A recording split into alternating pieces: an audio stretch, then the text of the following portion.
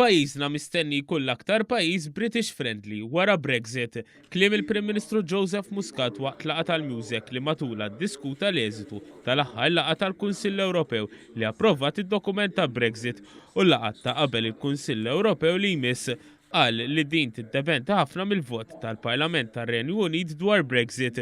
Il-Prim Ministru Muscat serraħ ras il-Maltin li jgħixu fir-Renju Unit u l-Brittaniċi li jgħixu f'Malta wara Brexit. Maltin fir-Renju Unit inserħulhom rashom milli qed nieħdu ħsieb illi anke fl-ar ipotesi jkun hemm linji gwida kemm aħna kif ukoll il-Kummissjoni Ewropea mhux ħanabbandunawhom lill-Brittaniċi li jgħixu f'Malta nassigurawhom li m'għandna intenzjoni li nkeċċu l-ħadd anke fl-ar ipotesi u li nixtiequ nagħmlu pajjiżna l-iktar pajjiż post-Brexit li jkun British friendly. Dwar il-fondi ta' koeżjoni, Dr. Muscat qal li Malta għad fadli għax tinnegozja iżda stqar li jinsab sodisfatt ħafna li l-Kummissjoni Ewropea qed tifhem il-punt ta' Malta.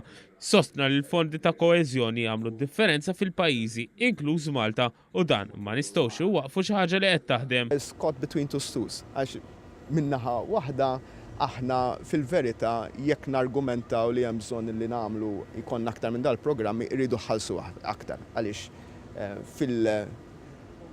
ġustament fil-budget ta' bħalissa negozjat mill-gvern ta' qabel aħna lajna u ħanieħdu aktar flus milli ħankunu qegħdin nagħtu, imma realtà hija li s-sena d-dieħla Malta ħatħallas l-Unjoni Ewropea id-doppju tal-fondi illi ħallasnija 7 snin ilu.